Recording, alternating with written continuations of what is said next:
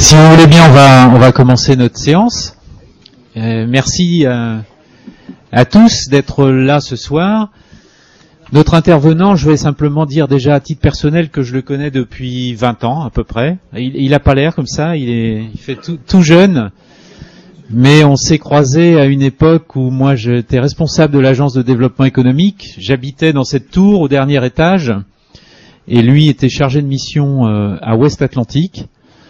Et je crois j'avais dû l'accueillir un peu fraîchement parce que je trouvais qu'il s'occupait pas beaucoup de Nantes et beaucoup du reste du territoire Grand Ouest. Mais au-delà de ce premier échange, on a eu beaucoup de plaisir à travailler et à échanger ensemble depuis cette époque-là, parce que personnellement j'ai eu la responsabilité de travailler sur le Japon avant lui quand j'étais à Ouest Atlantique, et lui-même dans son parcours d'une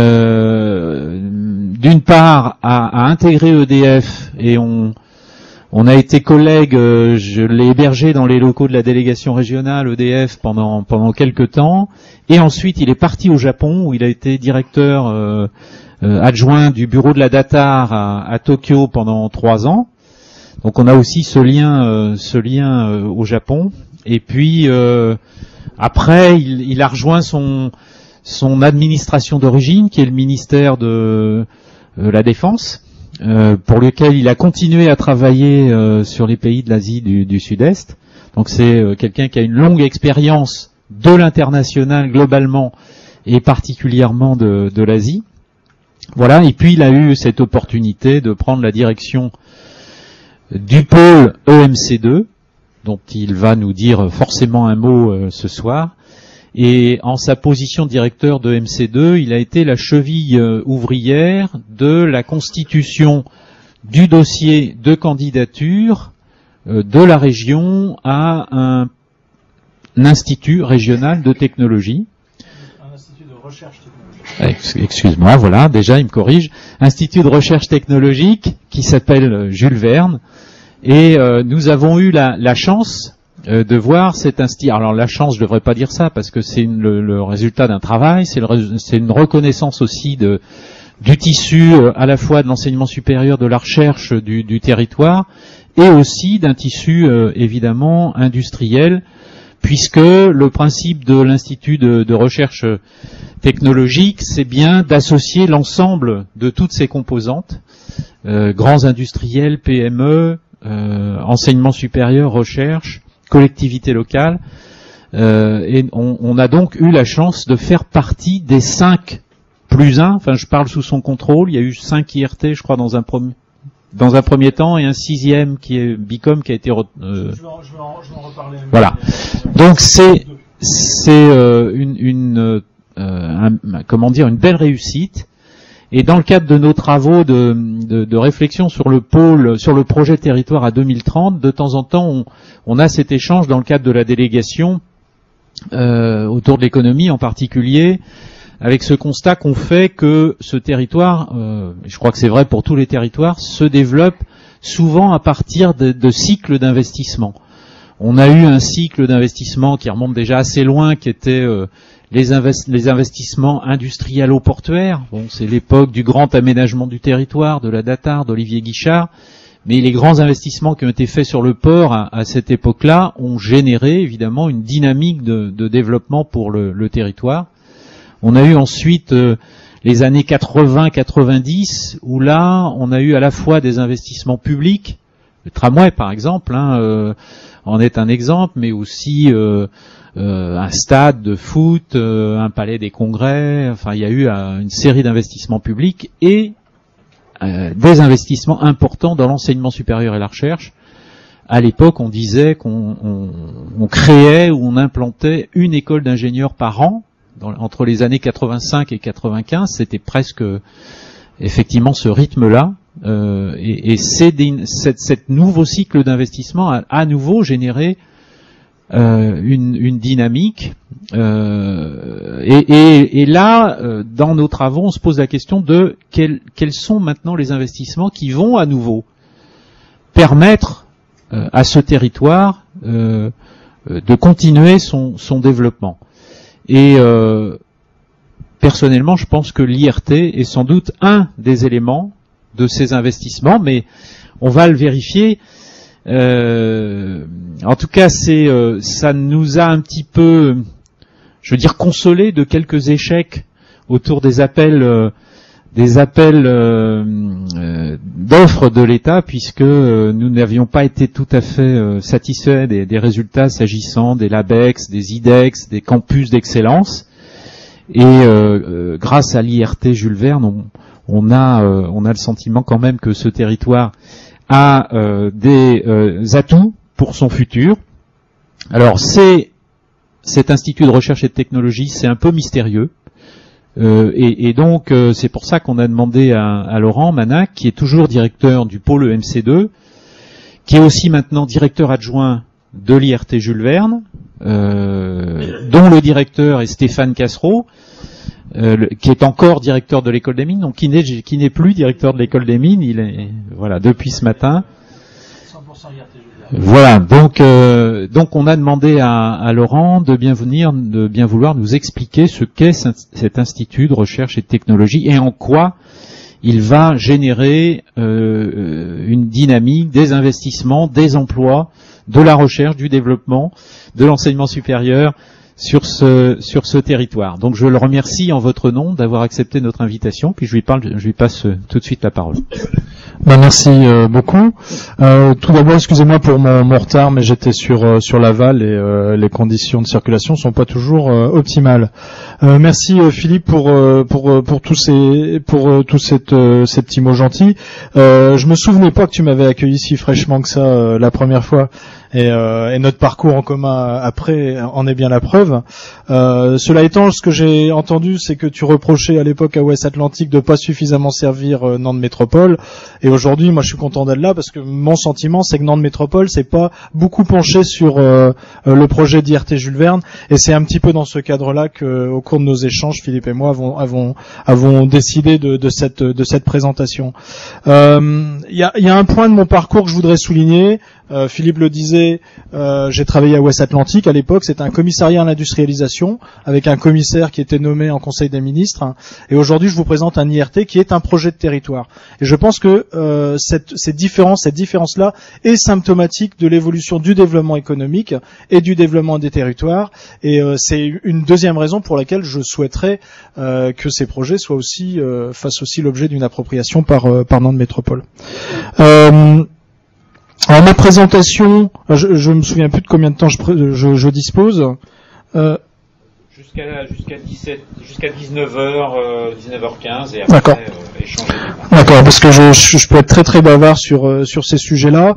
Je vous propose de pas faire une présentation dans le détail des éléments technologiques ou des montages financiers. Je vais vous présenter quelques éléments sur la genèse du projet, sur le processus d'organisation et sur ce qui va venir derrière, avec pour conclure mon propos les éléments qui me paraissent être des opportunités de développement pour la métropole.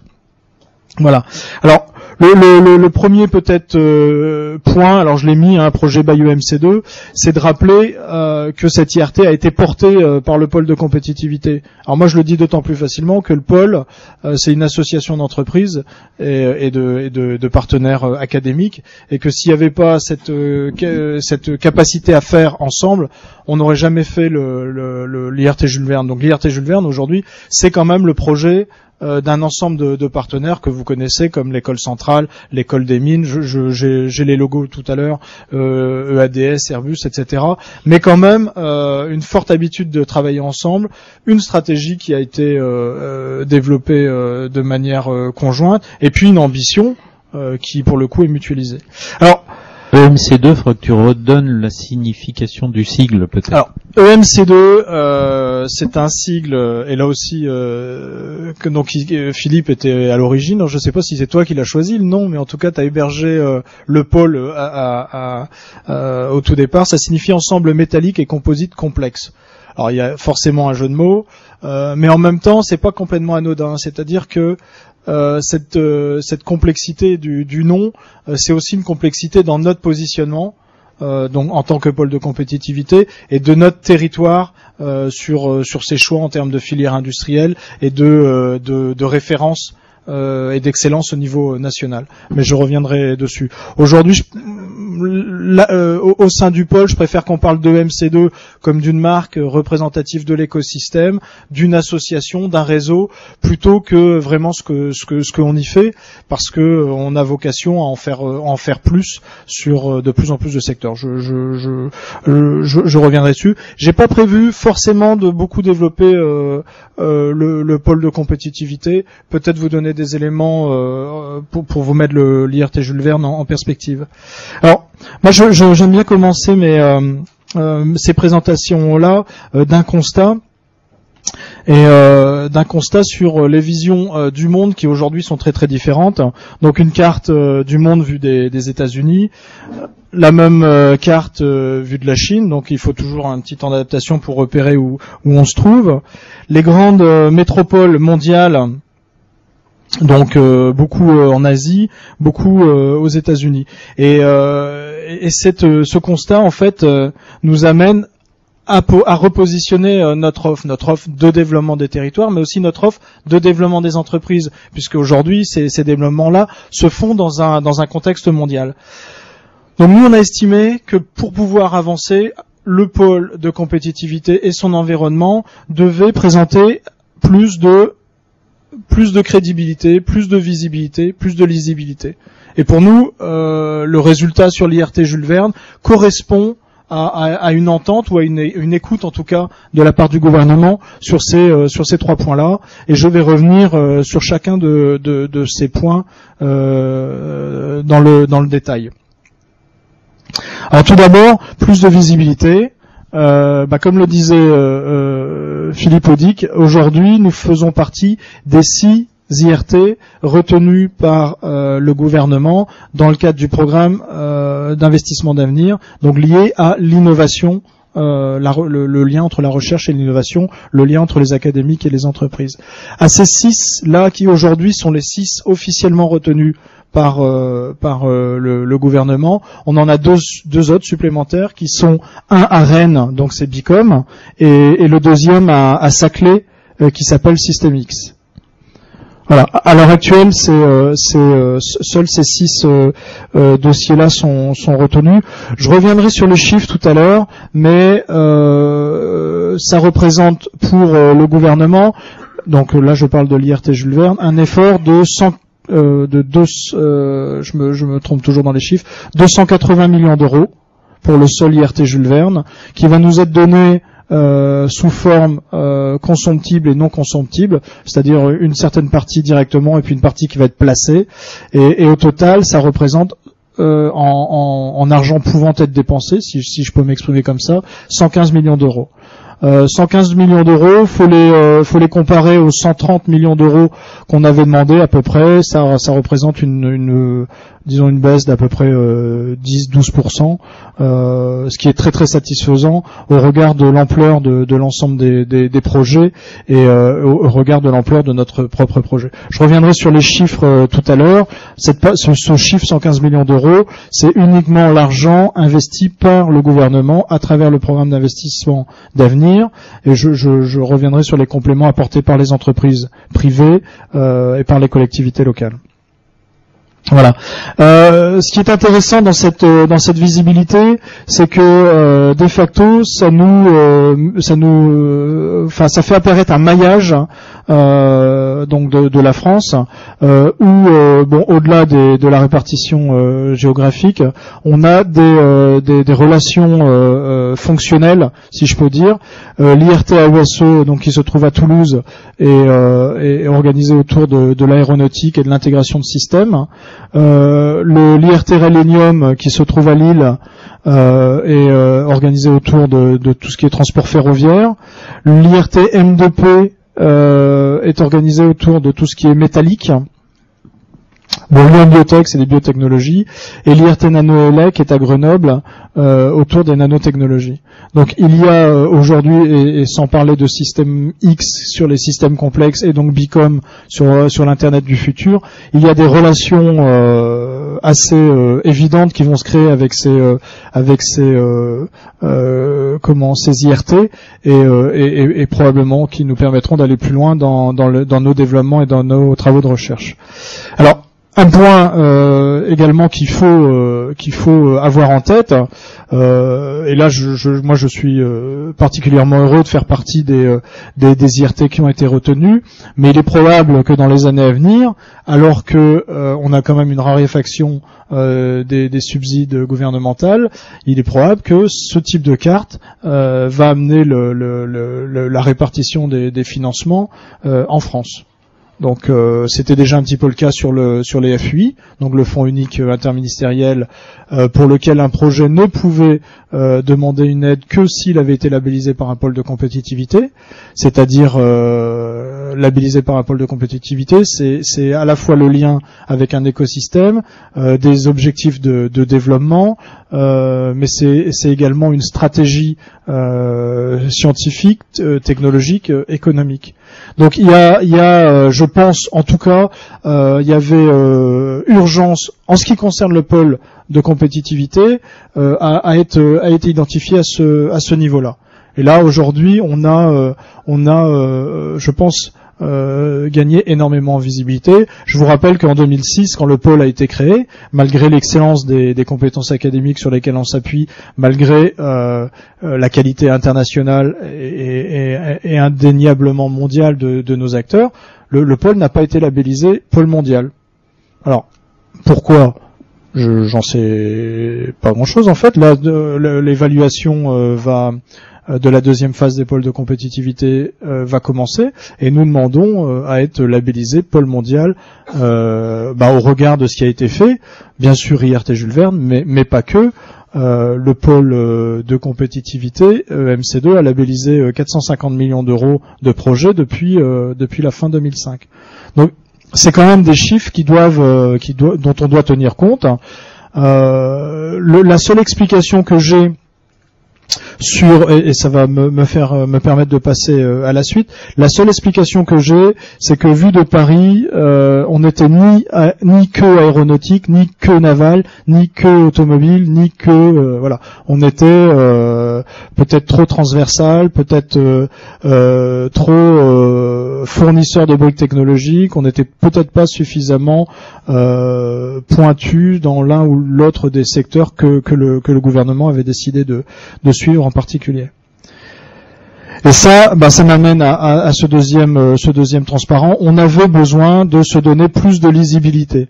Comme je vous l'expliquais, le pôle de compétitivité est un pôle, ce que moi j'appelle un pôle de sous-traitants. On est là pour fournir des briques technologiques à des entreprises qui vont fabriquer des avions, qui vont fabriquer des bateaux, des navires, ou qui vont fabriquer des automobiles.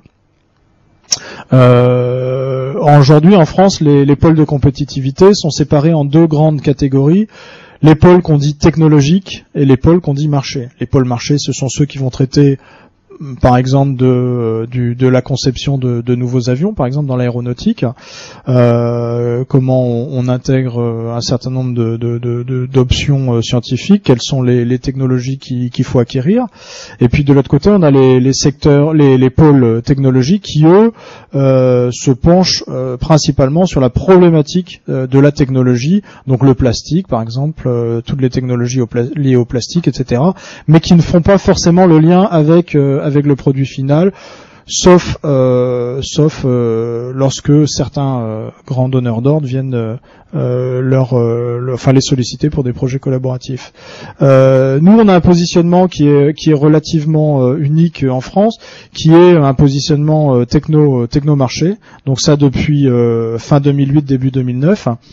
Un positionnement que le pôle a repris. Et donc vous voyez, je suis venu vous parler de l'IRT Jules Verne, mais je ne parle que du pôle de compétitivité. Mais un positionnement qu'on a fait évoluer à la fin 2008, début 2009, au moment où la crise battait son plein, parce que peut apporter finalement à ce moment-là les innovations. Ce qu'il fallait, c'était trouver des produits à vendre et du marché pour les entreprises. Et seul ce couplage entre la technologie et le marché, donc très très amont dans l'identification diversification des projets a pu nous permettre d'aider nos entreprises. Alors sur l'IRT Jules Verne, notre ambition, c'est de devenir un acteur majeur en France, donc au niveau national. C'est pour ça il faut pas dire que c'est un institut régional. On est un institut national dans le domaine des technologies de production. Et là, c'est un positionnement qu'on a osé après ce repositionnement stratégique du pôle de compétitivité. On est positionné sur les technologies de production. Donc, on parle beaucoup, par exemple, des matériaux. Notre problématique à nous, c'est pas d'identifier de nouvelles catégories de matériaux. Notre problématique, c'est de déterminer comment on peut utiliser tel type de matériaux dans la production de tel type de bateau, avion, voiture. Donc nos soucis sont bien des soucis de manufacturing, des soucis de production, des soucis produits et des soucis des soucis marchés. Donc nous on s'est positionné, l'IRT Jules Verne, sur 4 grands secteurs marchés, donc qui sont l'aéronautique, le transport terrestre, donc automobile et ferroviaire, donc ça fait 2 secteurs stratégiques, le naval, parce que je vous rappelle que la région Pays de la Loire est la première région française sur les technologies navales et sur l'industrie navale, et l'énergie. Donc avec le secteur, donc ça fait 5, donc aéronautique, automobile, ferroviaire, naval, énergie plus matériaux, chimie matériaux, ou matériaux procédés, pardon, ça fait 6, un positionnement sur 6 des 11 filières stratégiques identifiées par le gouvernement et perçues comme telles aujourd'hui par le gouvernement. Dans le même temps, on a un positionnement, on a identifié, en tout cas, on pourrait aller plus loin, je pense, dans l'analyse, mais que la feuille de route technologique de l'IRT Jules Verne allait porter sur 20 des 85 technologies clés pour l'avenir. À ce sujet-là, notamment sur le sujet du marché de la navale, donc je le fais pas plus tard, donc je vais le faire tout de suite, mais je voulais souligner le fait que DCNS, donc qui est quand même le constructeur, l'un des leaders en construction navale militaire en Europe, venait de décider d'établir un centre de recherche en technologie navale qui sera basé à Nantes. Et là où c'est très fort, c'est que c'est DCNS Research, qui a été créé il y a quelques mois seulement, va prendre place au sein de Technocampus Océan, qui sera le centre de référence national pour la recherche en technologie navale. Donc ce qui est fort, c'est qu'on arrive à le mettre près de l'aéroport de Nantes, qui reste toujours à une certaine distance de la mer. Donc il y a quand même des vraies opportunités à faire valoir. Et aujourd'hui, cette décision de DCNS, qui s'est pas faite, qu'il n'a pas pris seul, puisque STX va les suivre, parce que Alstom sera là. On a un certain nombre de PME aussi comme Hydrocéan. Fait de nous un partenaire incontournable du CORICAN, qui est le comité d'orientation de la recherche pour les industries de la construction et activités navales. Donc là aussi, on a gagné donc en lisibilité, on a une meilleure perception de nous depuis Paris, et je pense que c'est destiné à être développé. Alors, quand même, peut-être de notre point de vue, vous donner les quelques éléments qui, on pense, a fait pencher la décision en notre faveur. D'abord, c'est Technocampus EMC2, parce que ça nous a permis là depuis pratiquement 4 ans maintenant de tester, on va dire, d'expérimenter un schéma de fonctionnement entreprise académique que nous avons décliné au sein de l'IRT Jules Verne. Donc on pense même que c'était le modèle qui a permis au gouvernement d'élaborer une partie de son cahier des charges sur les instituts de recherche technologique. Mais on savait depuis longtemps élaborer des programmes de recherche mutualisés entre entreprises, grandes entreprises, petites entreprises, des académiques, et tout ça dans un cadre dans le cadre d'un partenariat public-privé dans lequel les collectivités locales ont pris leur part de risque et leur part de responsabilité. Là, la deuxième chose qui est à souligner, c'est l'expérience du pôle EMC2 dans ce qu'on appelle la fertilisation croisée. Ça, c'est aussi des mots qui ont au moins 20 ans, mais qui s'expriment bien dans un pôle comme le nôtre qui est multisectoriel. C'est-à-dire que nous savons faire en sorte qu'une innovation dans un secteur donné puisse trouver des applications dans un autre secteur. Donc aujourd'hui, c'est le cas prenons le cas du composite. On a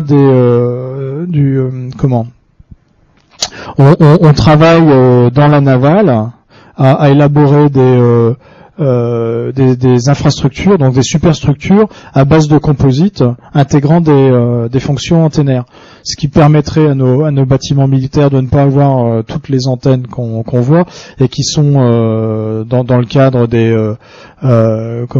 d'actions militaires, qui sont des pièges en fait à ondes électromagnétiques et qui nous permettent d'être repérés. Voilà. Donc là, en faisant des blocs donc carrés finalement, ou carrés ou trapézoïdales, enfin bon, on enlève ces problématiques d'antennes, et ça on peut le faire grâce au savoir-faire qu'on a élaboré dans le composite dans les domaines aéronautiques. On a d'autres exemples sur le travail dans la construction navale civile, les paquebots, qui reprennent énormément de savoir-faire du génie civil, et on travaille, enfin STX et le CSTB travaillent ensemble sur des problématiques qui sont des problématiques sismiques en fait. On part du principe qu'un bateau à la mer rencontre des difficultés qui à terre serait traité sur un mode sismique. Donc comment est-ce qu'on peut utiliser les savoir-faire de l'un des secteurs pour développer des avantages concurrentiels dans un autre. Le troisième avantage ou vraiment atout, c'était la capacité de nos académiques au niveau régional de travailler ensemble et de travailler avec les entreprises. Et on a pu, grâce à ça, faire une proposition de plan d'action formation, donc de l'opérateur au docteur, formation initiale, formation continue, avec des problématiques très très fortement liées au sujet lié aux technologies de production, et avec un plan d'action à la fois raisonnable mais ambitieux. Je reviendrai là aussi sur les chiffres en termes d'étudiants tout à l'heure. Alors cet objectif, ces atouts nous ont permis de bâtir une première feuille de route scientifique et technologique partagée et identifier une concentration de moyens humains et matériels, donc qui viendrait en plus de ce que nous avons déjà aujourd'hui à Technocampus EMC2. Bon, je cite l'engagement fort des industriels et des collectivités, et ça c'est important, parce que pour la première fois, l'investissement de l'État est mis face aux investissements industriels privés et collectivités locales. En général, c'est argent public d'un côté, argent privé de l'autre. Là, c'est argent de l'État d'un côté, argent généré par le territoire de l'autre. Donc ça, c'est un point, moi, qui me paraît assez innovant également, et qui montre bien qu'on attend des collectivités locales pas que un financement, mais bien un investissement, un engagement, une prise en compte de la stratégie de l'IRT, et dans le même temps de faire connaître à l'IRT ses propres stratégies pour qu'il puisse y avoir une évolution. Et puis un point important, c'est la recherche académique d'excellence. Ça, on l'a dit, on l'a beaucoup dit. Alors c'est vrai, comme le faisait remarquer Philippe, qu'on n'a pas eu beaucoup de résultats positifs dans cette partie de la France. Ce qui ne veut pas dire qu'on n'a pas des laboratoires et des compétences de niveau A ou A+. Ce qui veut probablement dire que à un moment donné, on n'a pas forcément répondu aux attentes de cahier des charges et d'appels d'offres, qui sont ce qu'ils sont. Il faut parfois faire avec, et qui sont parfois injustes. Mais ça remet pas, pour moi, en cause, en tout cas, les compétences académiques d'excellence et de très haut niveau que nous avons à Nantes et dans la région. de crédibilité. Pourquoi? Parce qu'en fait, on a une histoire. Bon, j'ai mis le pôle EMC2 qui a été conçu fin 2005, début 2006. Bon, Technocampus EMC2, puis l'IRT Jules Verne en 2011. La réalité, c'est que la réflexion sur nos problématiques industrielles, elle a été engagée bien avant, puisque moi je me souviens déjà il y a 20 ans, on parlait déjà de ces éléments d'attractivité, l'offre territoriale différenciée, la différenciation par la technologie. C'est quand même des travaux et des réflexions qui sont inscrits dans la durée. Avec, en ce qui nous concerne, et une fois de plus, un positionnement pas facile à tenir, qui était très très orienté technologie, et qu'aujourd'hui on a vraiment tourné vers l'écosystème, alors solidaire et entreprenant. Ma responsable communication est passée derrière moi, mais c'est bien ça que ça veut dire. Alors l'IRT Jules Verne. Alors un institut, donc ça c'est un point qui est important, c'est-à-dire qu'on crée un nouvel objet, donc un institut de recherche technologique qui va avoir ses financements propres, qui va avoir ses stratégies propres, son programme de recherche propre. Donc ce programme va s'appuyer sur des hommes et des femmes, c'est une concentration de moyens. C'est-à-dire qu'au-delà de l'investissement initial, on va encore s'appuyer sur les entreprises et sur les académiques pour aller plus loin, à la fois pour le programme de recherche de l'IRT Jules Verne en tant que tel, mais également pour les programmes de recherche des entreprises et des académiques. On souhaite pas phagocyter, c'est pas l'objet. On souhaite pas phagocyter nos partenaires. On souhaite leur donner un effet de levier qui leur permettra d'aller plus loin. Alors. Là, c'est intransparent. Là aussi, je pourrais passer beaucoup de temps là-dessus. Alors, autour, on a les principaux sujets thématiques sur lesquels on va travailler. Et je vais pas rentrer beaucoup plus dans la définition des technologies. Bon, assemblage multimatériaux, ça parle de soi. Hein. On a du composite. Comment est-ce qu'on met du composite sur du métal, sachant que si vous percez un composite, une plaque en composite, elle perd de ses caractéristiques. Si vous voulez coller deux composites les uns sur les autres, on sait pas toujours bien faire. Est-ce qu'il faut les chauffer, pas les chauffer? Il y a toutes ces problématiques qui sont les premières étapes à déterminer si oui ou non demain on pourra faire des avions tout composites ou des voitures tout composites, etc. Je passe sur les sujets, je pourrais revenir dessus. Problématique de recyclage et de valorisation des déchets matériaux composites. Donc ça, aujourd'hui, on a des vrais verrous, mais on sait aussi qu'on n'arrivera pas à passer le cap de la production si on n'est pas capable d'avoir des vraies équations environnementales. Et puis, je vais vous parler un peu du schéma du milieu. Philippe le disait, je viens du ministère de la Défense, donc on a adopté un langage qui est le langage TRL, Technology Readiness Level, qui vient de la NASA aux États-Unis, qui est venu en France par le ministère de la Défense et qui est fortement impliqué dans l'aéronautique. Ça signifie niveau de maturité technologique. En fait, la première chose que moi j'ai proposé, c'est qu'on adopte un langage commun industriel et académique. Pourquoi? Parce que en général on parlait de recherche amont et de recherche appliquée et que ça suffisait à tout le monde jusqu'à présent, mais dans la réalité il faut qu'on soit un tout petit peu plus spécifique. Donc ce que nous avons décidé premièrement, c'était d'adopter ce langage commun. Et ensuite, on a essayé d'avoir une vision de la recherche qui était moins linéaire que ce qui se fait jusqu'à présent. C'est-à-dire qu'à présent, si je schématise, les laboratoires et les académiques font de la recherche amont, et puis de l'autre côté, à un moment donné, les entreprises prennent la recherche, ou les prennent pas d'ailleurs, et en font des produits.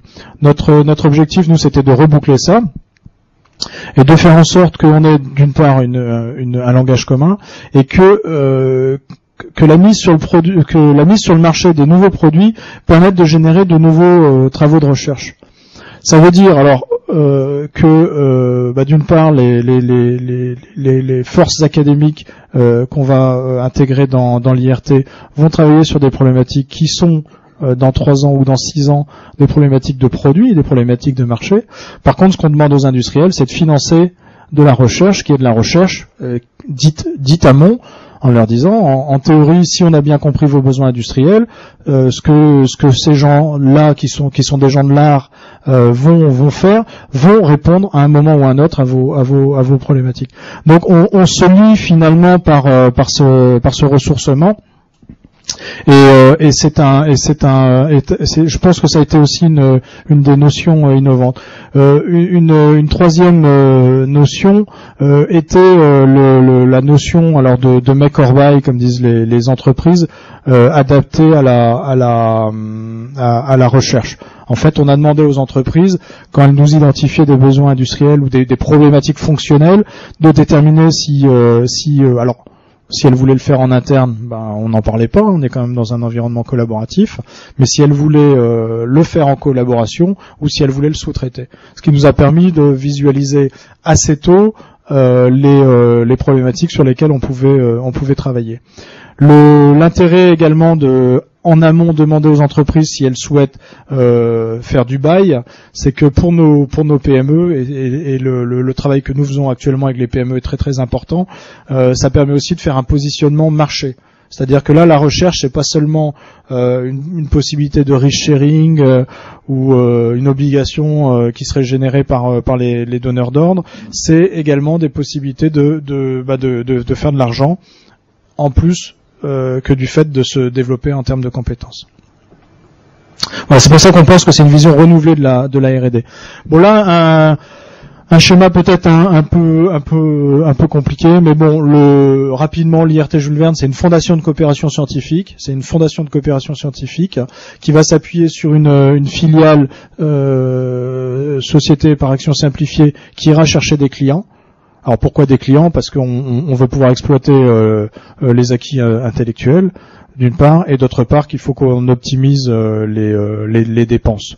C'est-à-dire que si une machine n'est pas utilisée à 100% dans les projets de collaboration ou le projet de recherche, ce qui est tout à fait envisageable, il faut qu'on trouve des nouveaux clients, qui seront peut-être des nouveaux partenaires, qui seront peut-être des apporteurs aussi d'idées, etc. Ensuite, cette fondation de coopération scientifique, elle a pour objectif d'élaborer une feuille de route scientifique et technologique. J'en ai parlé à plusieurs reprises. Aujourd'hui, on est dans une phase initiale, mais elle va devoir évoluer. Ensuite, une fois qu'on a cette feuille de route, il faut réaliser les projets. Ils vont se faire sur des plateformes. Et là, en bleu, on a les différentes plateformes sur lesquelles on va s'appuyer. Bon, Technocampus EMC2, l'historique, on va dire. Technocampus Océan pour tout ce qui est métal, construction navale. Réalité virtuelle pour tout ce qui est usine du futur, à venir, simulation, modélisation. Haute cadence parce qu'on pense que c'est l'un des verrous pour passer le composite dans l'automobile. Alors il n'y a pas que ça, il faut être sûr qu'ils vont pouvoir s'en servir. Donc test de rigidité, il y a un certain nombre de choses qu'il va falloir faire, mais surtout il va falloir produire en grande cadence. Cadence automobile, c'est pas les cadences de l'aéro et c'est pas les cadences de la navale.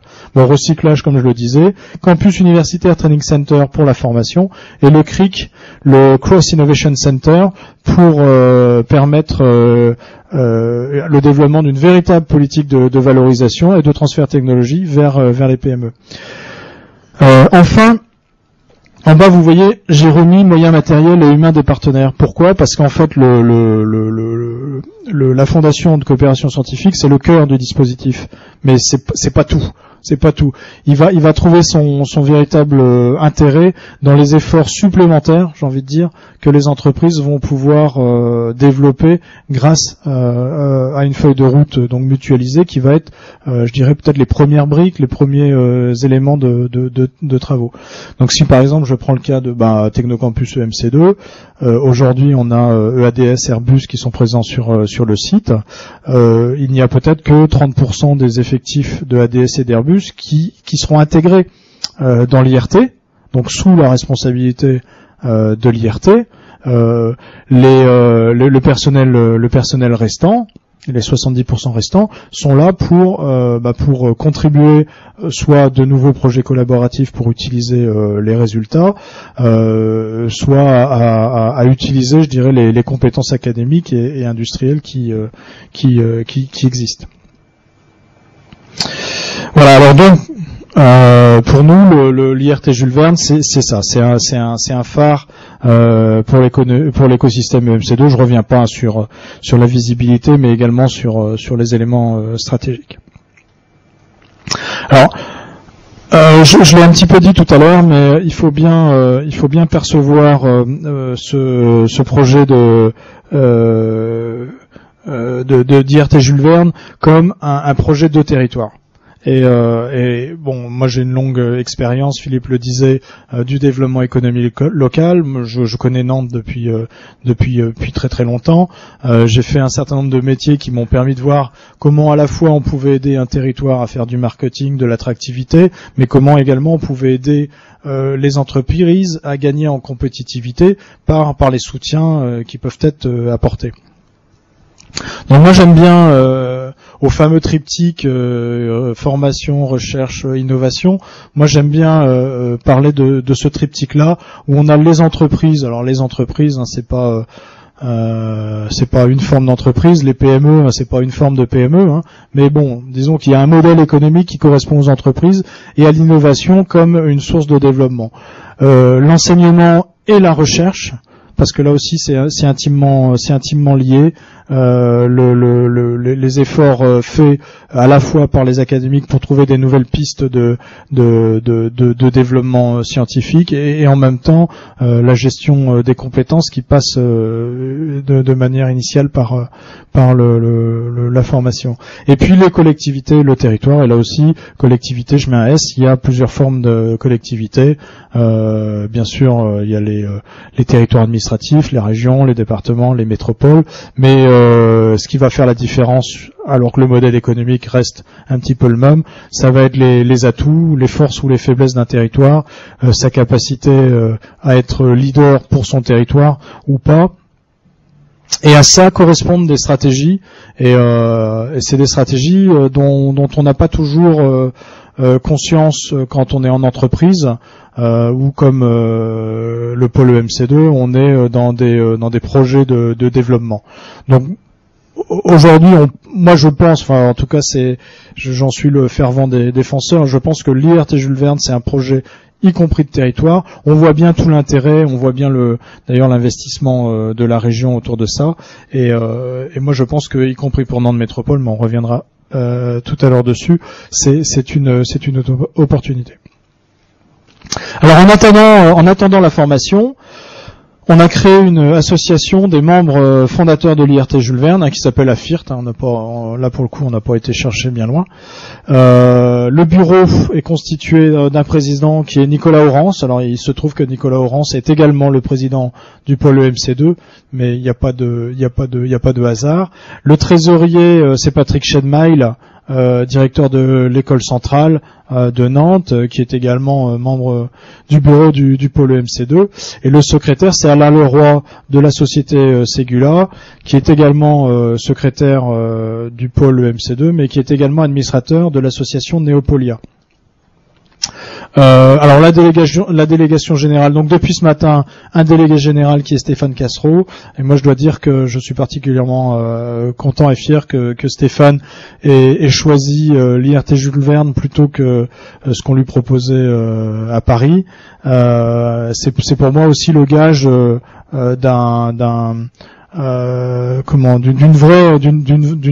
la réalité de notre ambition en tout cas.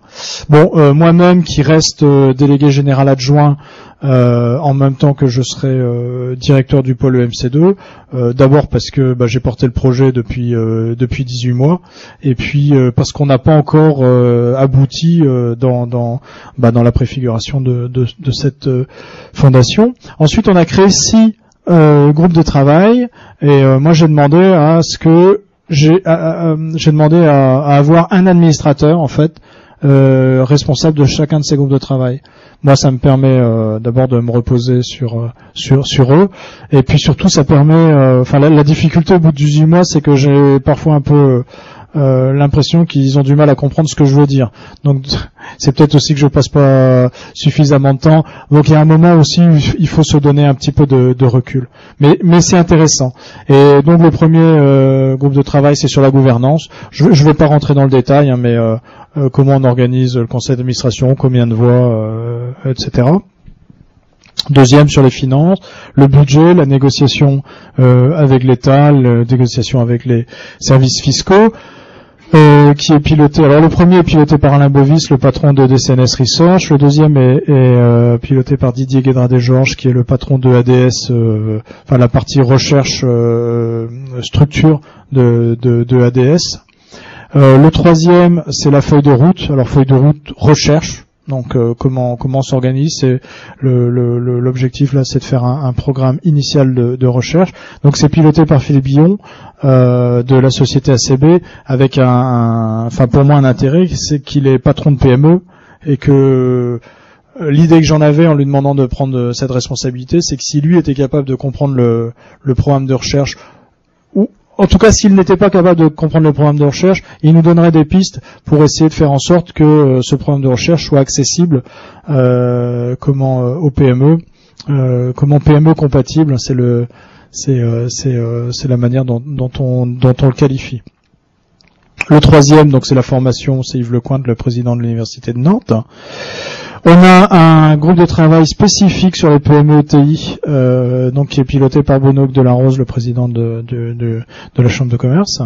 Et puis on a un groupe de travail sur les plateformes régionales et sur le lien avec le territoire, qui est piloté par Christophe Clergeau, donc qui est vice-président du Conseil régional des Pays de la Loire. Donc là aussi c'est relativement innovant, puisque je m'adresse finalement à Christophe Clergeau comme je m'adresse aux autres, et avec des objectifs liés au groupe de travail, et puis une partie opérationnelle qui parfois va un petit peu à l'encontre de son statut d'élu, mais qui est intéressante à travailler pour ces éléments dont je vous parlais, ces éléments de stratégie de territoire et les problématiques d'aménagement de territoire qui régional au niveau de la région, qui parfois vont à l'encontre de notre propre politique d'excellence.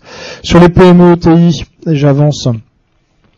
Là aussi, on a cherché à faire simple. On va créer un GIE.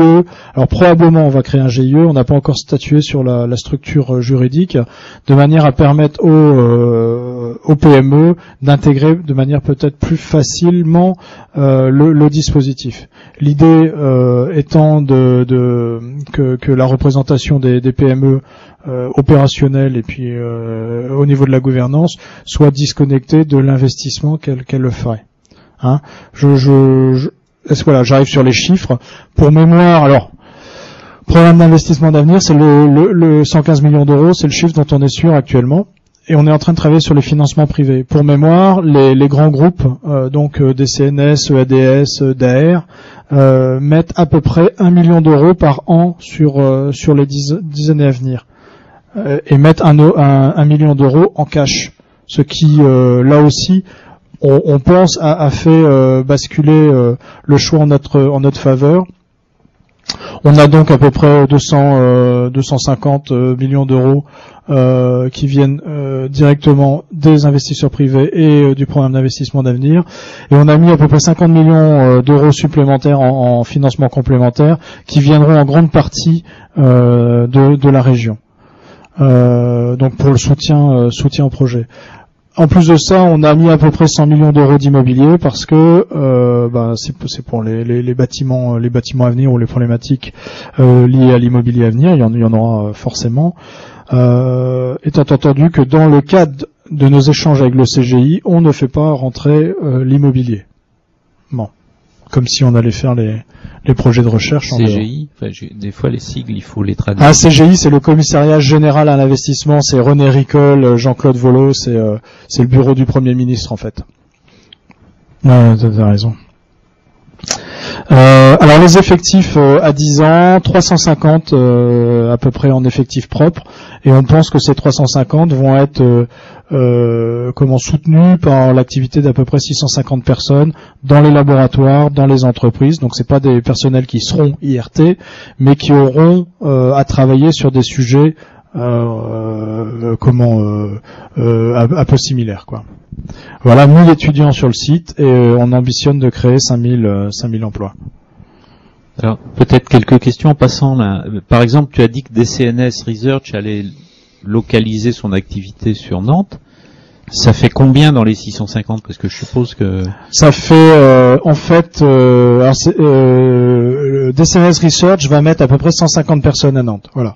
Donc sur ces 150 personnes, aujourd'hui, on en a 20 à 30 qui vont travailler directement sur la feuille de route de l'IRT, et on en a 20 à 30 qui vont travailler au sein de DCNS sur des sujets de recherche liés à l'IRT. Le reste travaillera sur d'autres problématiques. Voilà. Et les étudiants, les 1000 étudiants seront rattachés à des établissements existants. Il n'y a pas un établissement nouveau qui est créé à cette occasion. Absolument.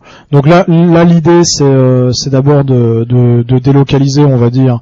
Alors c'est à peu près 300 étudiants d'ici 3 à 4 ans, mais qui sont des étudiants qui suivent des modules dans les établissements école centrale, école des mines, et puis de créer des nouveaux modules de recherche, des nouveaux modules de formation, pardon. Et ces nouveaux modules de formation seront rattachés à ces établissements avec peut-être un jour un cursus école centrale qui passera par ce module de formation. Donc ils feront une partie de leurs études à l'école centrale et puis ils viendront pour ce module-là sur le site. Et module qui sera partagé avec l'école des mines et voilà. Les partenaires, donc là c'est les partenaires hors PME en fait. Donc ici on a mis les principales PME qui vont investir dans le dispositif. Oui, ce que je voulais vous dire en fait, c'est que puisque on constate que les grands groupes, donc les Airbus, Alstom, Daher, DCNS, EADS, Forestia, PSA, STX, mettent à peu près 1 million d'euros par an dans le dispositif, on s'est dit qu'on devait pouvoir être capable d'associer une centaine de PME qui mettraient chacun 10 000 euros pour pouvoir faire 1 million par an dans le dispositif. Aujourd'hui, on a 12-13 PME qui sont d'accord sur le principe. Bon, 100 c'est un objectif. L'idée c'est pas forcément l'objectif, c'est le chemin pour y arriver. Mais il y a une volonté qui est également partagée à ce niveau-là.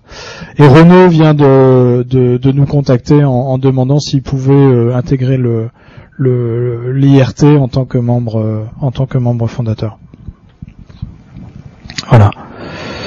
Donc je passe. Bon, ça c'est une vue d'artiste. Est-ce qu'il y a un laser sur le truc? Ouais. Tac. Ici. Alors ici là, juste le petit bâtiment blanc, c'est le Technocampus EMC2. Ici c'est la ligne. Alors elle est en bleu. En fait, il y a une erreur. Hein, ça aurait pas dû être en bleu. C'est la ligne de montage A350 d'Airbus. Ici vous trouvez le bâtiment, les usines Airbus. Ici c'est l'usine de Daher qui existe déjà. Hein. Cette usine, c'est 2 fois 20 000 mètres carrés. Tout ce qui est en bleu est censé être IRT. Je dis censé parce que le schéma est à la fois faux. C'est une vue d'artiste, on y reviendra. Hein. Et puis après, on a de la place ici pour des établissements. Et là, il y a une demande qui est faite actuellement par une de nos entreprises pour prendre cette place-là et pour créer une usine d'à peu près 20 000 mètres carrés et créer de 100 à 150 emplois. Voilà. Alors il me reste un petit quart d'heure, 10 minutes, un quart d'heure. Voilà. Donc ce que j'essaie de faire dans cette dernière partie, c'est alors moi ce que j'appelle la triple opportunité pour la métropole. 2 opportunités, c'était pas suffisant. Bon après 4, je trouvais plus. Mais comment les éléments moi que j'avais en tête quand je suis venu ici. Alors premièrement, donc j'ai choisi des photos que vous reconnaîtrez. Premièrement, on s'aperçoit que la ville de Nantes s'est bien approprié tout ce qui est code industriel. Donc et là, je dirais que moi j'ai fait la même chose puisque j'ai demandé à Eric Cabanas de dessiner des machines de mes adhérents. Donc là il y a une drapeuse donc pour faire des pièces composites. Et là, c'est une machine ACB de friction linéaire. Donc j'ai fait la même chose. Cabanas, pour moi, c'est un artiste qui est très très nantais, et je lui ai demandé d'avoir cette vision nantaise de notre industrie. Mais je pense que au-delà de l'appropriation des codes industriels, je pense qu'il convient de se réapproprier l'industrie. Je le disais en début de séance. On n'a pas toujours le sentiment. Alors c'est vrai que c'est compliqué, c'est pas marrant. Des fois, la mécanique, ça peut même être sale. Je l'ai pas dit, mais en même temps, d'abord c'est des emplois aujourd'hui. Et quand on parle de réindustrialisation, moi je veux bien qu'on parle de réindustrialisation, mais si on n'a pas d'endroit pour remettre nos entreprises, qu'est-ce qu'on va faire? On peut pas tous aller au fin fond de la Creuse. Donc il y a quand même une problématique qui est aussi que les emplois, ou en tout cas que les projets d'aujourd'hui, ça va être les emplois de demain. Donc voilà, moi je suis le premier ravi de voir ce qui se fait autour des machines de Lille. On voit la grue jaune, tout ça, mais je pense qu'à un moment donné, c'est pas juste les images, les codes, le phénomène musée. Il faut se projeter. Et comme je vous le dis d'autant plus facilement que j'essaie aussi d'avoir cette image de rendre beau ou artistique l'industrie, et donc c'est la raison de mon choix d'Eric Cabanas pour mes cartes de vœux. Deuxièmement, c'est l'harmonie avec la ville et l'industrie. Aujourd'hui, je vais vous donner un exemple. C'est l'exemple d'ACB à la Luchère, qui est complètement cantonné entre les lignes de tramway, la route de Paris, le tram-train pour Châteaubriand, et qui de toute façon, quels que soient ses projets de développement, ne pourra pas les faire sur place. Donc ACB à une époque devait être en périphérie, ça j'ai pas de doute, mais aujourd'hui la périphérie, où est-ce qu'elle va, quoi? Nous, ce qu'on propose, ce qu'on suggère, c'est que cette périphérie, elle puisse venir au moins jusqu'à l'IRT, et qu'on puisse, dans ce cadre harmonieux de la ville et de l'industrie, peut-être pousser encore les limites de notre dispositif. Le troisième point, c'est ce lien de l'histoire à l'avenir. Alors, j'avais préparé une phrase. Il faut jeter un pont entre la tradition et la modernité. Et Philippe le citait. Moi, j'ai fait un passage longue durée au Japon, et ils savent faire ça. Et donc l'exemple que je prends, c'est un exemple que vous connaissez. Donc c'est le fameux pont transborder. Paul Poirier m'a envoyé les photos ce week-end. Donc il m'a dit que c'était confidentiel, quand vous les présenterez, c'est le 30, je crois. Quelque chose comme ça. Mais voilà, on a un savoir-faire. Le pôle OMC2 est fortement appliqué sur le pont transborder. Alors pourquoi? Pas pour le pont transborder, mais pour le composite, tout à fait. On travaille avec Glyphstar sur tout ce qui est câble, parce qu'il y a des savoir-faire en termes de câbles composites, là qui trouveraient une réalité. Tout ce qui est cellules photovoltaïques, tout ce qui est gestion de l'énergie, ce sont des véritables projets. Alors un autre sujet qui nous passionne, c'est l'industrialisation du génie civil. Est-ce qu'on est capable de fabriquer dans des usines des pièces qu'on enverrait à l'autre bout du monde et qui seraient des solutions de franchissement? Bon. Donc voilà, il faut savoir jeter ces ponts entre le passé et l'avenir. Et puis un souhait pour finir. Alors j'étais la semaine dernière, donc si on pouvait juste imaginer un quartier de l'innovation qui serait à Bougnay et aussi emblématique que le quartier de la création aujourd'hui à Nantes. Voilà, je vous remercie.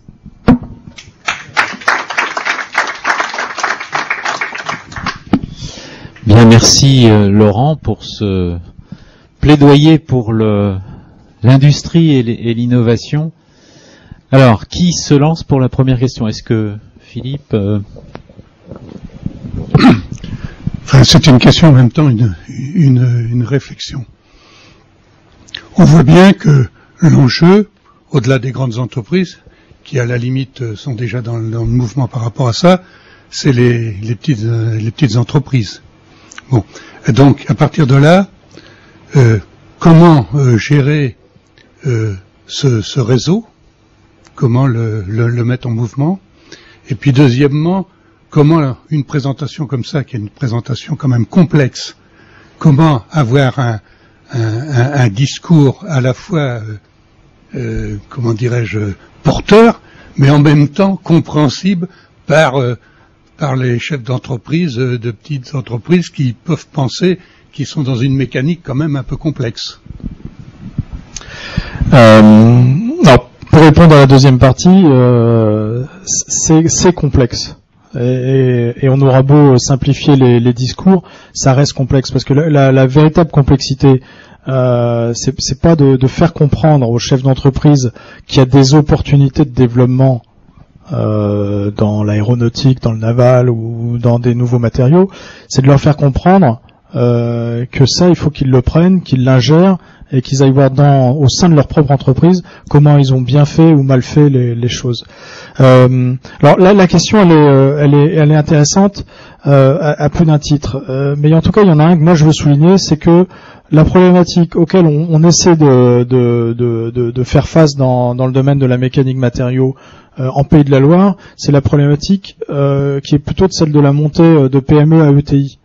C'est-à-dire comment arriver à structurer. Alors ETI, ça dit quelque chose à tout le monde. PME, je crois que c'est. Non, vous savez, c'est les grosses PME à l'allemande. Voilà, le modèle allemand avec la compétitivité industrielle. ETI, c'est entreprise de taille intermédiaire. C'est une entreprise qui fait plus de 250 personnes, moins de 5000 personnes, et qui dans l'esprit actuel, structure très très fortement l'économie allemande, étant capable d'exporter, d'innover. Enfin bon, voilà. Je le dis un petit peu ironiquement parce que on entend les discours, hein, mais dans la réalité, moi j'essaie de me pencher sur ces problématiques et de rentrer dans les dispositifs d'entreprise pour essayer de comprendre comment ils peuvent passer à des tailles supplémentaires. Alors aujourd'hui, le pôle compte quand même une centaine de PME, principalement basées en Pays de la Loire, qui ont participé à un moment ou à un autre à un projet collaboratif du pôle. Donc c'est déjà des étapes de franchie. Donc nous on part du principe qu'il y a des entreprises qui peuvent entendre ça. Donc là on a chiffré à 100 en fait le nombre d'entreprises qui sont capables de comprendre un dispositif comme celui-là. Aujourd'hui on en a 12 ou 13 qui ont signé. Cet après-midi, j'étais en Mayenne. Il y en a une qui voulait et qui comprend bien et qui a envie de se lancer dans le dispositif. Bon, voilà, une centaine. Je pense qu'il y a à peu près ensuite, donc en mécanique matériaux au Pays de la Loire, on dit qu'il y a 4000 entreprises.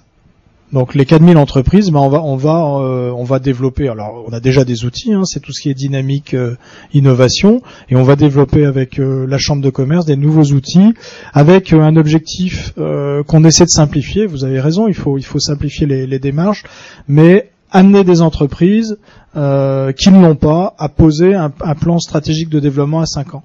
Voilà.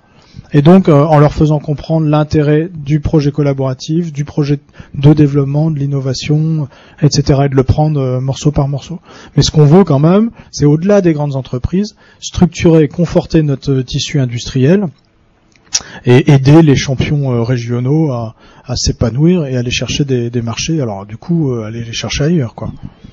Peut-être pour compléter ta réponse, quand tu parles de 12 PME, ça ne veut pas dire qu'aujourd'hui vous travaillez seulement avec 12 PME. Les 12 PME sont celles qui sont prêtes à mettre 10 000 €, si je comprends bien. Exactement. Et qui vont rentrer dans la fondation.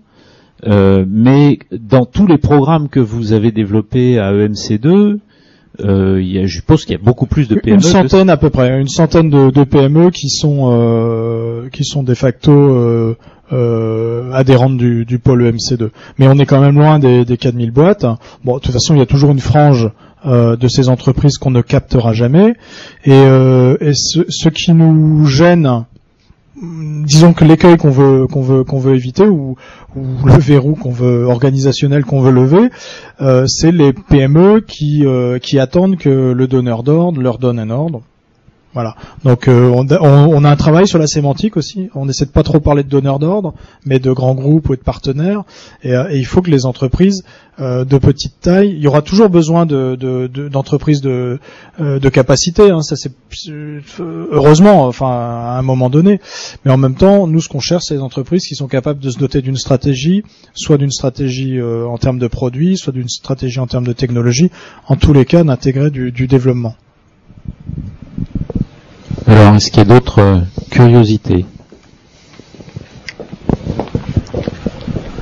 Ça, c'est l'université. Oui, je ne sais pas. Bonjour. Pierre Chambon, on s'était vu il y a quelque temps autour d'un projet d'action collective sur notamment les questions de transfert aux petites et moyennes entreprises. La question que je voulais vous poser, vous l'avez abordée rapidement autour de l'industrialisation dans le domaine du génie civil. Et donc la question qui vient, c'est est-ce que l'ex-pôle de compétitivité génie civil éco-construction est partie intégrante. Parlez bien dans le micro, hein, parce que je suis pas sûr que tout le monde. Ah d'accord. Est-ce que le pôle de compétitivité génie civil éco-construction est partie prenante d'une manière ou d'une autre de ce processus de réflexion et d'élaboration, parce que vous aviez parlé de l'IFSTAR tout à l'heure en particulier. Donc je pose la question parce qu'il me semble effectivement que autour de ces problématiques d'industrialisation et de métiers en tension sur les Pays de la Loire, c'est une piste intéressante. Et la deuxième question que je vais vous poser rejoint un peu celle de Philippe Launay, à savoir que les petites entreprises, moi je suis un peu dans dans un projet de création d'une petite société qui vise à accompagner ces petites entreprises sur des aspects managériaux, des aspects évolution de ressources humaines lorsqu'il y a des ruptures de culture technologique. Est-ce que le lien avec ces petites entreprises, vous allez pouvoir le réaliser vous-même dans le cadre de l'IRT, ou est-ce que parmi ces différentes entreprises que vous allez associer à votre dynamique, vous envisagez d'intégrer des compétences un peu tertiaires qui permettront de faire passer une certaine culture du transfert au sein même de la dynamique RH de ces petites entreprises qui ont parfois pas beaucoup d'accès ou pas beaucoup de temps à consacrer à des structures de cette importance. Ok, alors on a deux questions où finalement il y a un point commun, il y aura un point commun dans ma réponse, c'est que le pôle EMC2 continuera d'exister en plus de l'IRT Jules Verne. Donc l'IRT Jules Verne, on a atteint, je dirais un certain stade en termes de projets collaboratifs, hein, puisque finalement c'est ça. Alors première question sur le pôle PGCE. PGCE a été délabellisé à une certaine époque. Moi j'ai eu la chance de faire partie du petit tiers de pôle qui avait complété ses objectifs. Ce qu'il faut comprendre, c'est que à ce moment-là, le pôle PGCE n'avait pas eu la possibilité de mettre en place les conditions du succès. Notamment, en tout cas c'est notre parti pris, notamment les collaborations avec ce qu'on appelle les donneurs d'ordre dans l'industrie lourde, en tout cas avec les grands groupes. Ça c'est un premier point. Donc nous au sein du pôle EMC2, c'est une attente à la fois du gouvernement et de la région, du conseil régional. On établit actuellement des liens avec ce secteur-là pour leur permettre de bénéficier des savoir-faire du pôle de compétitivité EMC2. Donc, quand on a bâti l'IRT Jules Verne, on a passé à peu près 4 mois. 4 mois, ouais, c'est ça. Entre le mois d'avril et le mois de juillet 2010, à se poser la question de savoir si oui ou non le génie civil était le 5e marché adressé par l'IRT Jules Verne. Au bout de 4 mois où on n'avait pas de réponse des acteurs, où il fallait faire tout le travail à leur place, où on sentait bien qu'il n'y avait pas d'investissement, on a décidé de pas donner suite. Le pôle MC2, bon, il est dans un environnement peut-être plus subventionné, où ça va peut-être être plus simple, a bien l'intention de le faire. Alors sur des sujets qui vont être vraiment particuliers, hein. Je parlais d'industrialisation du bâtiment, ou l'utilisation des composites, ou à contrario l'utilisation du béton ou autres matériaux composites dans le domaine de la navale.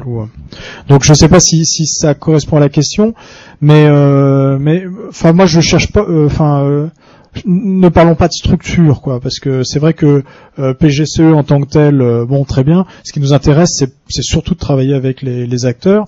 Donc IFSTAR, qui est une des briques importantes de notre dispositif, et puis bon, je citais Vinci, je citais Fage, des entreprises, mais qui ont un petit peu envie de payer pour voir, quoi, parce que sinon, il faudra attendre le prochain marché public, et puis etc., quoi.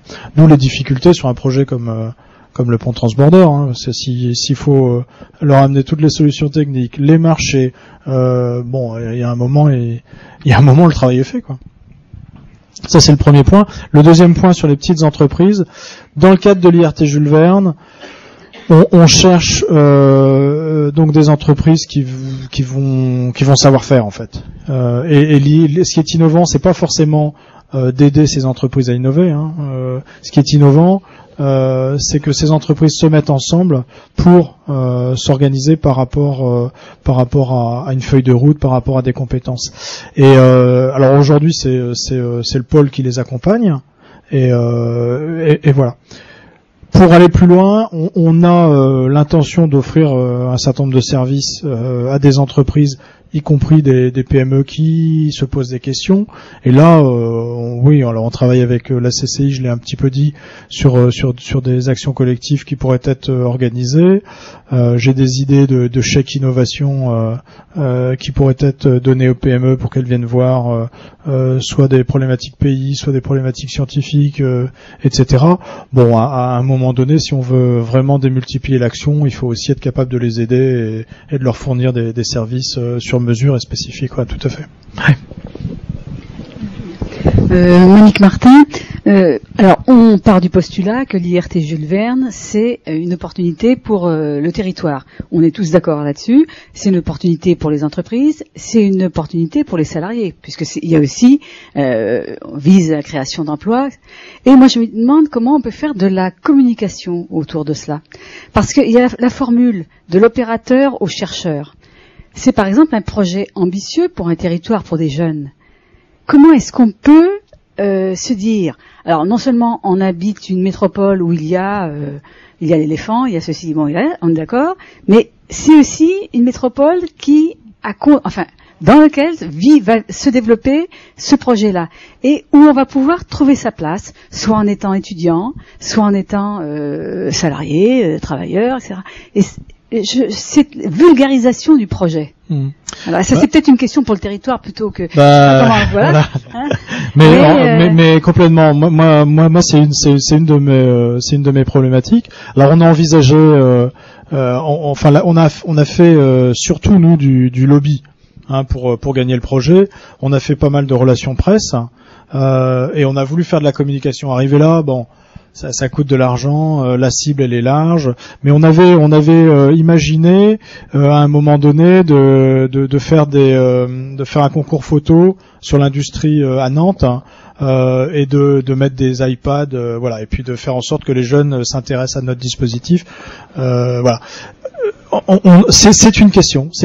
On sait que les jeunes ne sont pas attirés forcément complètement de manière évidente sur les technologies de production.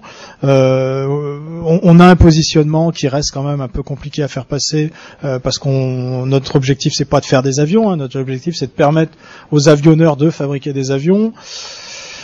Ouais, et puis en même temps, moi je suis persuadé que ces entreprises-là, je veux dire comme beaucoup à Nantes, hein, moi je veux pas aller travailler à Paris, je veux pas aller travailler ailleurs qu'à Nantes, donc il me faut de quoi bosser ici. J'ai plusieurs enfants, je veux qu'ils travaillent ici. Philippe se marre, j'ai une fille qui est vraiment intéressée par les systèmes de production, donc voilà. Donc pour moi la question s'adresse pas à moi en fait, c'est plutôt une question que moi je souhaite partager. Ouais. Oui, parce que la fierté de travailler au chantier, par exemple. Bon, on a entendu des tas et des tas de personnes dire je travaille au chantier. Bon, pourquoi est-ce que on n'aurait pas moi, c'est l'IRT Jules Verne, quoi. C'est, voilà, et je pense qu'il y a, je parlais un petit peu de ça quand je parlais des codes industriels, etc. Donc c'est vrai qu'aujourd'hui, faire toute cette communication culturelle et touristique autour de nos codes industriels, c'est parfait. Mais en même temps, voilà, il y a un état une photographie à l'instant T. En même temps, on est dans le mouvement. On veut. Mais moi, je serais ravi. Mais je pense qu'il faut, c'est un effort collectif, quoi. Une idée qu'on pourra peut-être retravailler par rapport au projet de territoire. Il y a des questions? Oui.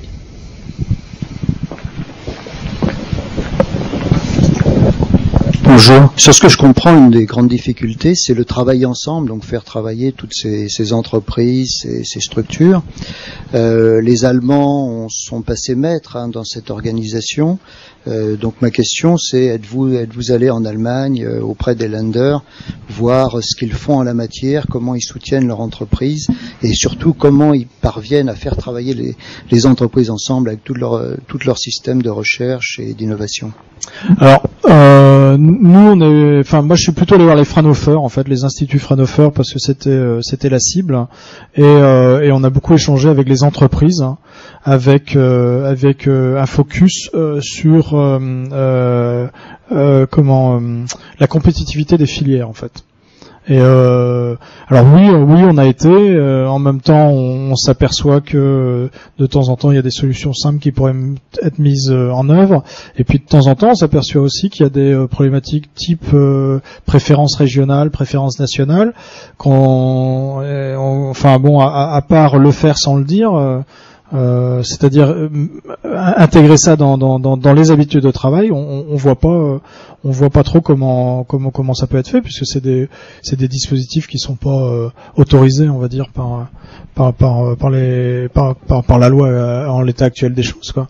Donc mais c'est en s'appuyant sur ces exemples-là qu'on met en place, par exemple, le GIE, que nous qu'on a fait signer au sein du projet une charte PME-ETI avec un droit de premier refus. Donc on essaie de voir jusqu'à où on peut aller en restant dans la légalité, on va dire. Donc le droit de premier refus, ça je pense qu'on peut le faire passer, mais on n'a pas encore acquis la certitude que quand un grand groupe aurait développé une techno avec une PME, la PME aurait le marché dans la foulée, quoi. Donc c'est la difficulté, en fait. Aujourd'hui, c'est là-dessus qu'on est. Le risque sharing, oui, et derrière il faut aussi partager les gains. Donc la vraie cible, c'est quand même le modèle allemand aujourd'hui.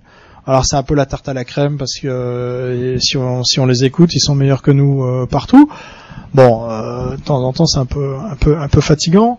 Mais en même temps, on sent qu'ils ont des habitudes de travail, et ça il faut. Moi la seule solution que je vois, c'est jamais lâcher le morceau. Donc toujours mettre des PME dans les instances de gouvernance, toujours contrebalancer les grands groupes par exemple les collectivités locales, hein, qui sont plus attachées peut-être que les grands groupes au bon développement des PME. Bon, en même temps, on sait qu'un grand groupe, quand il embauche, ça va vite, hein, peut-être plus vite que 10 ou 15 PME. Mais des habitudes, moi je pense beaucoup d'habitudes, et quand on peut, c'est dès qu'on peut formaliser un état de relation, c'est le faire, c'est passer des cliquets comme ça. Bon, on va voir, y compris avec le commissariat général à l'investissement, parce qu'on a fait un certain nombre de propositions, ce qui peut passer, pas passer. Nous, on est contents parce qu'on a réussi à faire lire notre charte PME à Brégier, donc le patron d'Airbus, qui trouvait que c'était une bonne idée, mais enfin ça, c'est facile à dire. Mais voilà, donc c'est vrai qu'on s'est beaucoup inspiré du modèle allemand. Mais qu'en même temps, pour le passer, le traduire dans la réalité de nos actions, je pense qu'à part la répétition et puis l'habitude peut-être. Je vais passer une question. Dans les marchés que tu as présentés, les marchés adressés, comme tu as dit, j'ai vu le naval, mais j'ai pas vu le nautisme. Est-ce que ça veut dire que les acteurs du nautisme s'intéressent pas à l'IRT Jules Verne, ou est-ce que c'est l'IRT Jules Verne qui s'intéresse pas au nautisme? Alors le nautisme, la RES et j'ai bien vu que le paquebot avait des voiles, mais non, on s'est aussi posé la question du nautisme, comme pour le génie civil. Il se trouve que Beneteau avait d'autres choses à faire au moment où on a lancé l'IRT en tant que tel. Mais au-delà de la plaisanterie, il faut ce qu'on essaie de faire, c'est quand même monter un vrai projet. Ça aurait été facile de tout mettre dedans sans s'assurer que les acteurs nous suivraient. Non, nous on avait une problématique qui était d'obtenir de l'investissement privé. Donc Beneteau n'étant pas prêt à investir dans le truc, on a sorti le nautisme. Alors cela étant, de même que le génie civil, le nautisme fait partie des sujets que le pôle EMC2 sur lequel le pôle EMC2 travaille. Les 3-4 régions atlantiques se sont mis d'accord, enfin t'es bien placé pour le savoir, sur un programme d'action, et c'est le pôle EMC2 qui, pour ces 4 régions, porte l'axe innovation. Pour ce faire, nous, donc Beneteau, qui est un des fondateurs du pôle, s'est jamais éloigné beaucoup de notre gouvernance, même si c'est vrai qu'aujourd'hui ils sont pas toujours très très présents. Et cette année, on a lancé un appel à projet PME avec un certain nombre d'axes technologiques liés au nautisme qui nous avaient été proposés ou validés par Beneteau. Et actuellement, on travaille sur alors voilà pour le premier élément de réponse. Deuxième élément de réponse, l'IRT Jules Verne ne fera pas tout. L'IRT Jules Verne, là je vous l'ai décrit, c'est un projet de 300 millions, 350 millions. Si on a de la chance, on ira peut-être jusqu'à 400 millions pour les 9 prochaines années. Et je vous rappelle le chiffre que je vous ai donné tout à l'heure. Le pôle EMC2 en 5 ans, 6 ans on va dire, a labellisé pour 450 millions de projets. Donc l'idée, elle est bien de s'appuyer sur l'IRT Jules Verne pour en faire encore plus, et on en fera encore plus, parce qu'on va se servir des savoir-faire pour aller développer des choses dans le nautisme. On a des pistes de travail sur le composite, sur le recyclage, y compris sur l'organisation industrielle, et on a un projet de plateforme, le YDRC, le Yacht Design Research Center, un truc comme ça, porté par une toute petite PME qui s'est associée à plusieurs partenaires industriels et qui met en place une plateforme de simulation, de modélisation pour tous les acteurs importants du nautisme, et notamment ceux qui font de la compétition, les Groupama, ce genre de choses. Mais pour cette plateforme-là, on va chercher des financements autres, parce que c'est aussi le rôle du pôle que d'alimenter la machine à projet, et on espère par contre qu'ils viendront s'appuyer sur le Technocampus Océan, où il y aura de la place, quoi. Oui, question. Oui, bonjour, Dominique Goello de Port Industrie. Ça concerne peut-être plus l'aménagement du territoire. Une petite chose qui me choque dans tout dont on a débattu ce soir, c'est l'absence complète du regard logistique de toutes ces industries. On sait très bien que les matériaux composites, par exemple, pour revenir à eux, ont une logistique particulière, traitement sous froid, les choses comme ça, pour leur stockage, pour leur pérennité, et le transport de ces produits-là aussi bien au niveau naval, aussi bien au niveau de la taille des éléments construits. Et donc là, c'est peut-être plus l'aménagement du territoire, mais je voudrais bien comprendre un petit peu ce qui peut aussi accompagner en fait le développement de ce type d'industrie qui est vraiment très spécialisée et très particulière dans son domaine logistique. effectivement, c'est des problématiques qu'on n'adresse pas complètement, enfin qu'on va pas traiter complètement dans l'IRT.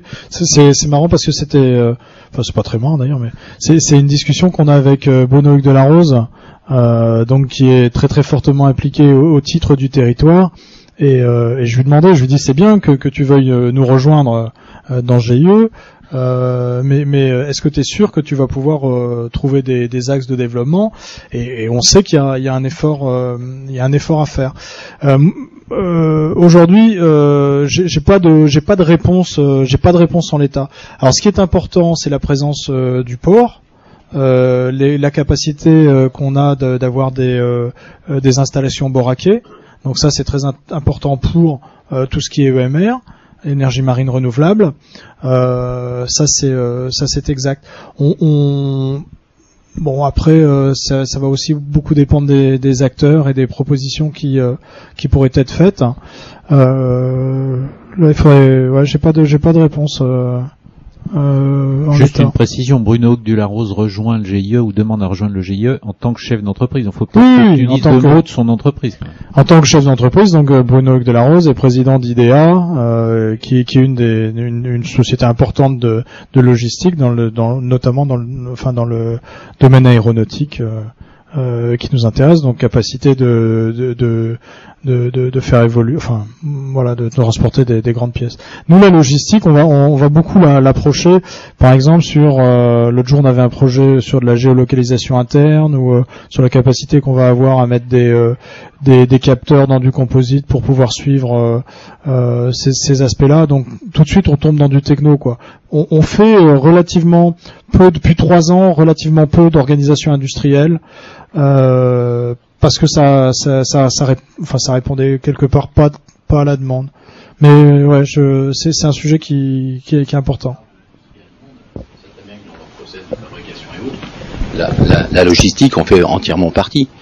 On sait très bien que la puissance de leur exportation est en partie due aussi à leur facilité d'exporter leurs produits et de les traiter. Collez bien le micro. Hein, tout à fait. Ce que je voulais dire, c'est que notre dispositif là n'avait pas approché, ou n'avait pas intégré la logistique parce qu'il fallait faire des choix et qu'on est resté quand même sur des analyses technologiques. Ça relèverait plus peut-être du travail avec le pôle de compétitivité sur d'autres analyses. Mais là aussi, on n'a pas forcément beaucoup d'acteurs à venir nous trouver avec la volonté d'investir, de co-investir et de développer des projets. Donc c'est vrai que comme là on a pas mal de projets à traiter, on va plutôt à ceux qui co-investissent quoi. Mais ça reste un sujet éminemment important, ouais, tout à fait. Est-ce qu'il y a encore une question ou 2, Philippe? J'ai peut-être, une question, parce que j'ai cru comprendre dans vos propos, quand vous faisiez allusion à Nantes Métropole, qu'il y avait peut-être quelques regrets ou quelques... Et est-ce que ça veut dire que dans le cadre du travail là qu'on fait au Conseil de développement sur un certain nombre d'idées à émettre, est-ce que c'est ça, c'est de dire finalement Nantes Métropole ferait bien de se préoccuper? Est-ce que c'est ça votre message ou est-ce que vous en avez un autre? Non. C'est des discussions que j'ai eues avec Philippe pour mémoire. 2 choses pour mémoire. La première, c'est que le pôle de compétitivité EMC2 est principalement porté par la seule collectivité qui soutient le pôle de compétitivité EMC2, c'est le conseil régional. Dans le cadre d'accords entre collectivités locales où le conseil régional porte ça. Donc nous, très peu, presque jamais, on a de relations avec Nantes Métropole sur nos problématiques projets. Voilà, mais c'est une réalité, je veux dire. Le deuxième élément pour mémoire, parce que je ne l'ai pas dit, c'est que Nantes Métropole, donc et parce que j'ai ça en tête depuis très longtemps, ce message que j'essaie d'exprimer aujourd'hui, on est allé les voir et ils sont fondateurs de l'IRT Jules Verne. Donc pour un montant de 2,5 millions d'euros qui sera donné à la fondation pour établir les bases de ce projet. Donc aujourd'hui, on est ravis parce que contrairement par exemple contrairement, c'est pas une opposition, c'est juste un état de fait, mais contrairement à Saint-Nazaire, à Angers, à Laval ou au Mans, il y a une volonté en tout cas de faire plus que de juste accompagner financièrement et dans l'immobilier l'IRT Jules Verne. Mais ma réalité, oui, la réalité, c'est que je pense que, mais Madame le disait très très bien, on a un projet où à un moment donné, ça dépasse juste les projets technologiques. On va tous, moi en tant que pôle EMC2, mon objectif c'est l'écosystème, c'est les entreprises de Nantes, de la région, de Bretagne aussi, parce qu'on a beaucoup de partenaires en Bretagne, et ça va m'occuper à 100% de mon temps, quoi. Donc à un moment donné, est-ce qu'il faut ou pas mettre des étudiants là? Moi, je lisais un article récemment sur la Chantrerie et les difficultés pour les étudiants d'aller à Chantrerie. Nous, ce qu'on veut, c'est faire un quartier de vie avec des étudiants, des commerces, que les gens ils ont envie d'y aller.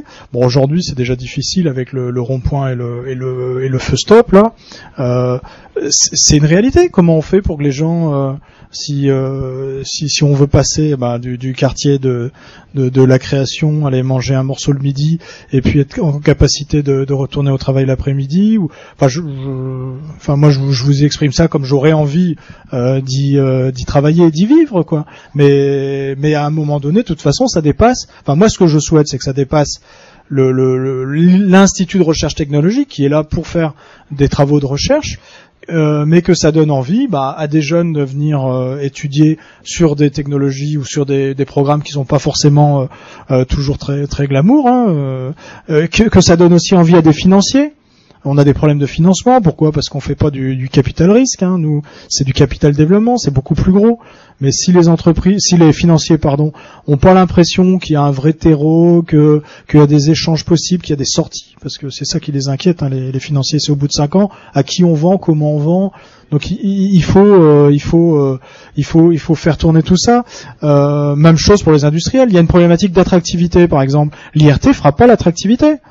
Alors c'est vrai qu'on a des relations privilégiées avec des entreprises étrangères et on a même des relations privilégiées avec des entreprises françaises hors du territoire qui viennent à Nantes parce que l'endroit est plus favorable à la fois pour scientifiquement pour les composites, mais on a la chance d'avoir un conseil régional qui finance qui a une stratégie très très forte autour de ces projets composites. Donc là, on a une société de Rhône-Alpes là qui vient ici parce qu'ici on n'a pas 15 pôles de compétitivité. Donc oui, moi je pense qu'à un moment donné, il y a une vie à donner à ce quartier-là. Moi, c'est quelque chose qui m'intéresse, mais je sais que personnellement, j'aurais pas le temps. Des fois, je dis en plaisantant que je peux pas être le Jean Blaise, moi, de l'IRT Jules Verne, mais l'idée, elle est un petit peu là. Et je pense aujourd'hui, après, donc moi, je suis revenu au pôle il y a à peu près 3 ans. Je pense qu'on se trompe pas. On se trompe pas en faisant ces choix-là. C'est des choix décalés, c'est des choix qui à mon avis ont pu être faits parce qu'il y avait un courage politique aussi. Maintenant il faut se donner cette capacité. Dans 3 ans, on sera pas perdant. De toute façon, d'ici 3 ans, on aura des entreprises qui auront versé un certain nombre de subsides. On aura fait travailler des jeunes. On aura créé des postes de thésards. On aura valorisé l'expérience. Aujourd'hui, j'ai 115 millions derrière moi pour me dire qu'on va pas se tromper. Maintenant, il y a des choses que je saurais pas faire, ça c'est sûr. Moi, aucun académique, aucun industriel, parce que c'est pas notre. Et le conseil régional, moi j'ai beaucoup d'estime pour ce qui est fait par le conseil régional, mais on peut pas imaginer que la politique du conseil régional, notamment parler d'aménagement du territoire, soit la même que la politique de Nantes Métropole. Donc voilà, mais oui, c'est plutôt, moi je viens, on était d'accord là-dessus, Philippe. Moi je viens et je dis, tiens, j'aimerais bien que. C'est pas seulement une ligne financière. C'est pas, non. Au contraire, c'est pas seulement une ligne financière. Bien au contraire. Oui. Marc, oui. Non. Alors, on va peut-être parler du transborder. Non. Bonjour, Yvon Bézy. Oui, alors, puisque tu me souffles, je voudrais simplement remercier Laurent Manac d'avoir évoqué comme symbolique de l'avenir de Nantes le pont transborder de Paul Poirier. Non, moi j'avais une question sur le territoire, parce que vous avez évoqué le problème d'accrocher, disons, les PME à ce système, enfin à cette structure. Est-ce qu'il faut les rechercher uniquement sur le territoire régional, ou est-ce que la vocation de l'IRT comme nationale, au moins, donc est-ce qu'il ne faut pas aller aussi aller chercher en Bretagne ou ailleurs? Aujourd'hui, on a établi 4 cercles de PME. Le premier cercle, ce sont les PME qui vont investir directement dans la fondation et qui ont leur propre stratégie et qui sont capables de s'interfacer avec l'IRT. Le deuxième cercle, ce sont les PME qui vont investir qui vont investir à travers un GIE. Alors un GIE ou une autre structure de mutualisation, qui vont investir dans cette IRT. Le troisième cercle, ce sont les PME régionales. Donc vous remarquerez que j'ai pas dit régional pour les deux premiers cercles. Et le quatrième cercle, ce sont les autres PME. On fait quand même la part entre PME de la région et les autres PME. Cela étant, on a des relations suffisamment privilégiées avec la Bretagne pour que les relations qu'on a avec les PME bretonnes soient du même niveau qu'avec les PME Pays de la Loire. Mais une fois qu'on a dit ça, ce sont des dispositifs. Le temps, il est compté. Moi, je vois les difficultés, qu'on peut avoir à aller convaincre une entreprise, une PME, de venir s'intéresser à l'IRT Jules Verne, parce que ils savent très bien que c'est pas juste les 2 heures qu'ils vont passer avec moi, hein. C'est derrière le développement au sein de leur entreprise. Et moi, je suis assez basique. D'abord, je travaille avec, il y a une autre catégorie d'entreprises avec laquelle je travaille, c'est celles qui ont envie de travailler avec moi, avec l'IRT, avec le pôle de compétitivité. Bon, il y en a pas, c'est pas, ça m'occupe bien, mais bon, on pourrait en faire plus encore. Et puis deuxièmement, c'est quand même les entreprises par cercle concentrique, Loire-Atlantique, région, Morbihan, beaucoup d'entreprises du Morbihan. Et puis après on descend jusqu'en Aquitaine, hein. Mais on a une vocation nationale. Par contre, on a des moyens limités. Donc chaque fois qu'on aura des actions volontaristes, il faut qu'on fasse des choix. Il faut qu'on Alors je dis pas que ça soit, c'est un peu expérimental parfois, c'est un peu artisanal, mais on commence par un bout, quoi. Pour compléter la question, et l'international. Alors au niveau international, on a d'une part, il faut qu'on prenne notre place au niveau international. Donc là, ça va passer par des publications, par un niveau d'excellence qu'on va vouloir atteindre. Ensuite, on a aujourd'hui deux ou trois grandes pistes, hein. Il y en a une qui est qu'on a déjà contacté l'IET, donc l'Institut européen de la technologie, pour créer un cercle de la connaissance autour des matériaux. Ce cercle de la connaissance permettra d'inscrire l'IRT Jules Verne dans un réseau européen qui là aussi nous permettra de mutualiser un certain nombre de savoir-faire, d'échanger aussi des compétences, voire même des chercheurs ou des enseignants chercheurs, et de donner une véritable stature internationale. Le deuxième axe, c'est des relations point à point, avec un certain nombre de clusters qui vont nous permettre d'identifier des projets internationaux dans lesquels on va pousser soit nos entreprises, soit directement l'IRT. Et puis après il y a d'autres stratégies au niveau international qui consistent aussi à accompagner certains de nos donneurs d'ordre quand ils ont donneurs d'ordre ou OTI plutôt, quand ils arrivent à gagner des contrats, par exemple avec Bombardier au Canada. Comment est-ce qu'on peut envoyer des PME avec eux? Mais là on n'est plus complètement dans l'IRT en tant que tel, en tant que institut de recherche, mais on est bien en tant qu'écosystème, conforter le dispositif, y compris par l'international. Mais enfin l'exportation part aussi du principe qu'une entreprise doit, enfin une PME doit s'affranchir de son donneur d'ordre nominal, doit avoir une stratégie propre qui va pouvoir décliner à l'international, et l'IRT pour nous sera aussi un moyen pour ces PME d'être de gagner en visibilité, quoi. Ok, est-ce qu'il y a encore une question? Oui, Yvon Bazy. Oui, j'avais une autre question concernant la propriété industrielle.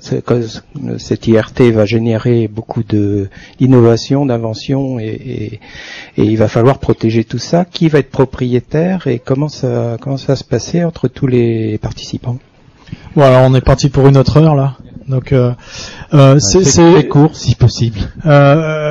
C'est une question qui est vraiment au cœur du dispositif. Alors pour faire court, la recherche menée au sein de l'IRT appartiendra à l'IRT. Voilà.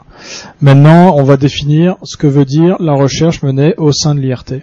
S'il y a de la propriété antérieure, enfin vous êtes familier avec ça, si on n'a pas toutes les compétences, il va falloir aller la chercher en dehors de l'IRT. Au départ, de toute façon, on travaille sur la base d'un consortium.